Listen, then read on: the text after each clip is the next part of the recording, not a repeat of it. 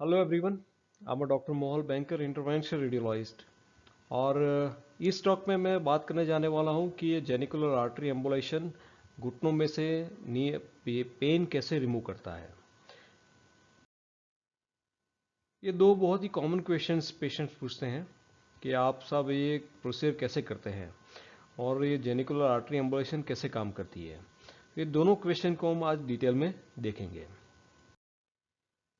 सबसे पहले देखते हैं कि ये प्रोसीजर कैसे करते हैं।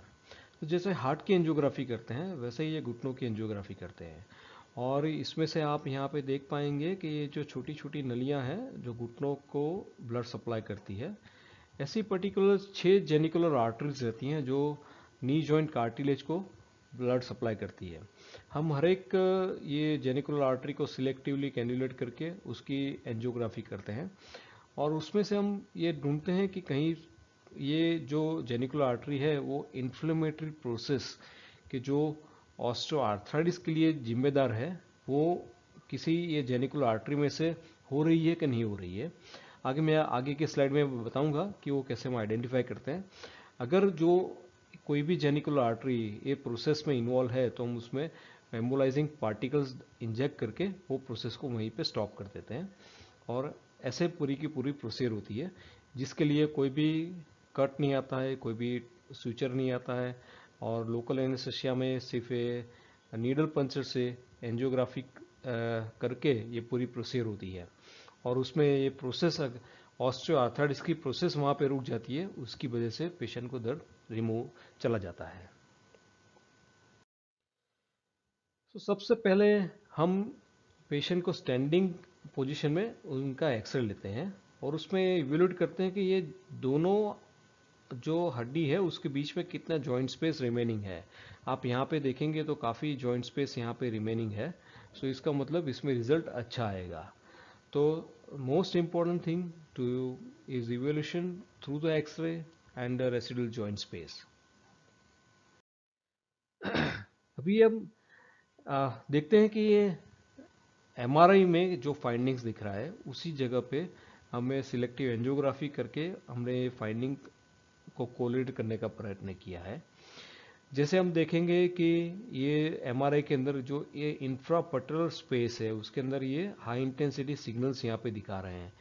तो उसका मतलब ये हुआ कि एमआरआई के फाइंडिंग्स के हिसाब से कि यहाँ पे क्रोनिक इन्फ्लेमेटरी प्रोसेस ये जो इंफ्रापटरल लिगामेंट्स हैं उसके अंदर कंटिन्यूस अभी चालू है। तो उसी जगह की जो खून की नली है, ब्लड जो इंफ्रोलेटरल जेनिकुलर आर्टरी है, उसको यहाँ पे हमने सिलेक्टिवली ये कैन्युलेट किया हुआ है।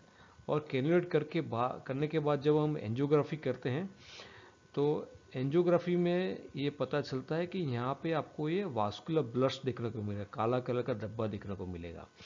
So this area of chronic inflammation process which is going on in this region।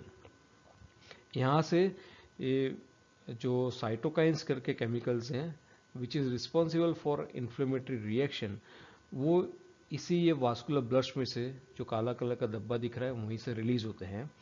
और यही पोर्शन, ये जो आप देख रहे हैं, यही पोर्शन एमआरआई के ये पोर्शन के साथ कोरिलेट होता है।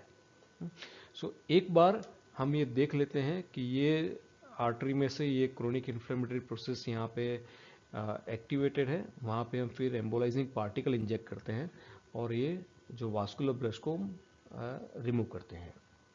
ये नेक्स्ट स्लाइड में बताते हैं कैसा होता है।